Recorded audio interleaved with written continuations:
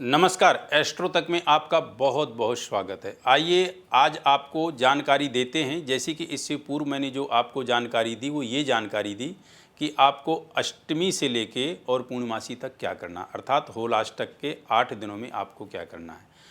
अब आपको मैं जानकारी दे रहा हूँ कि 8 दिनों में जो आपने भगवान की जो है तो मंत्रों का जाप किया है, उनका जो आपने पूजन किया है और जिस जिस कामना से किया है, तो आपको अब आगे क्या करना है। देखिए, आगे आपको ये करना है कि अष्टमी से लेके पूर्णमासी तक आपने जो किया, अब वहाँ पे आपको फल की प्राप्ति होगी उसमें। तो इसमें आपको क्या करना है कि जिस दिन आपका होलिका दहन है, यानी 13 मार्च को, उस दिन आपको सबसे पहले होलिका माँ का पूजन करना है, विधान से, विधिवत। जैसे भगवान का पूजन होता है उसी तरह से माँ होलिका का पूजन होता है। उससे पहले गौर गणपत का पूजन किया जाता है, फिर होलिका माँ का पूजन किया जाता है।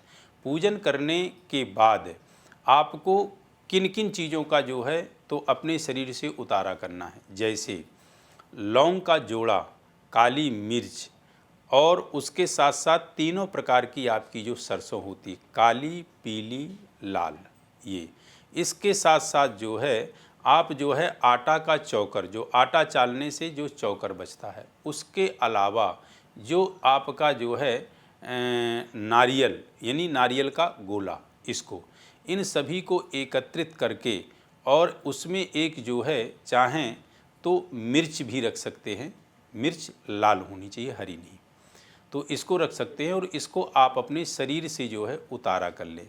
और आपने कामना करनी है। क्या कामना करनी है कि हे माँ होलिका, जिस प्रकार विशाल ईंधन को जल करके थोड़ी ही जिस प्रकार विशाल ईंधन जल करके थोड़ी ही देर में राख में परिवर्तित हो जाता है, यानी थोड़े से ईंधन में हो जाता है, उसी प्रकार हे माँ, मेरे जो भी जीवन में कष्ट हैं, आप जिन कष्टों से जूझ रहे हैं, मान लीजिए हारी बीमारी से जूझ रहे हैं, आपका व्यापार नहीं चल रहा है, आपके दाम्पत्य जीवन में कोई कलह क्लेश आ रहा है, आपका किसी प्रकार से कोर्ट कचहरी में मुकदमा चल रहा है, उन चीज़ों को आप जो है कामना करते हुए कि इन चीज़ों में इन प्रकार की जो भी परेशानी मेरे लाइफ में आ रही है, ये जो भी मेरी जीवन में समस्याएं हैं, उन समस्याओं को इसी प्रकार आप जला दें जैसे विशाल ईंधन को जला देते हैं।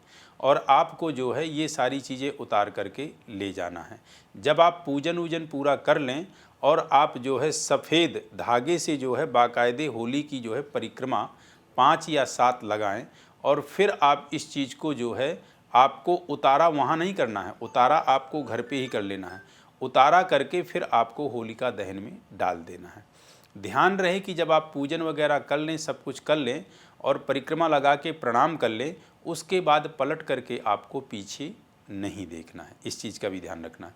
इसके साथ साथ एक चीज़ का आपको और करना है। क्या करना है? वो करना है उबटन। आप जो है तेल और जो आपका चने के आटा का जो है बेसन होता है, वह बेसन से आप अपने शरीर को जो है आप अपने शरीर को मलें और रगड़ें, तो उससे जो आपका उबटन निकलेगा, उस उबटन को भी आप जो है उसमें डाल सकते हैं। बहुत अच्छा रहेगा। यदि शरीर में किसी भी प्रकार की हारी बीमारी है, नज़र दोष है, जो बारंबार आप जो है इलाज करा रहे हैं, उसमें कोई आराम नहीं लग रहा, आप चेकअप करा रहे हैं, कोई बीमारी निकल के नहीं आ रही है, किसी प्रकार का भी कोई आपके ऊपर तंत्रोक्त जो है किसी ने कर रखा है, तो इन सब चीज़ों का जो है बिल्कुल भी आपके ऊपर प्रभाव नहीं पड़ेगा। ठीक, तो ये आपको इस तरह से करनी है। उसके अलावा जो आपको विशेष करना है, वो विशेष ये करना है कि जिस वक्त आप परिक्रमा करें, उस वक्त भगवान विष्णु के मंत्रों का जाप करें और भगवान शिव के मंत्रों का जाप करें। ध्यान रखिएगा कि ये जो पर्व है, इस पर्व में बहुत अत्यधिक विष्णु की उपासना होती है और बहुत अत्यधिक शिव की उपासना होती है। क्योंकि शिव क्या हैं? चिता भस्मा लेपो।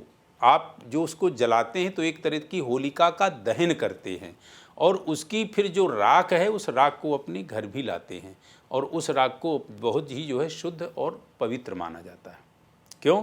क्योंकि जो मुर्दे की भस्म होती है वह भी भगवान शिव को चढ़ती है, तो वह भी बड़ी पवित्र मानी जाती है।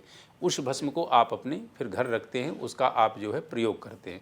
तो मेरे कहने का तात्पर्य है कि आप जिस वक्त परिक्रमा करें उस वक्त भगवान विष्णु और भगवान शिव के मंत्रों का जाप करें। अनन्य भाव से आप जो है इन सब चीज़ों को अर्पित करें।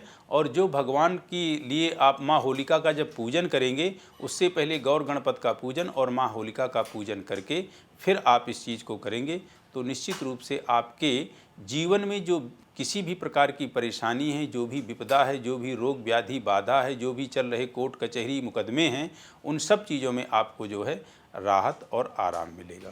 तो ऐसा करें, निश्चित रूप से आपको लाभ मिलेगा। इन्हीं शब्दों के साथ नमस्कार। अगर आप मुझसे जुड़ करके अपनी समस्याओं का समाधान चाहते हैं और चाहते हैं कि आपकी समस्याओं को ज्योतिष के माध्यम से सुलझाया जाए, तो आप हमसे संपर्क कर सकते हैं, जुड़ सकते हैं एस्ट्रो तक पर।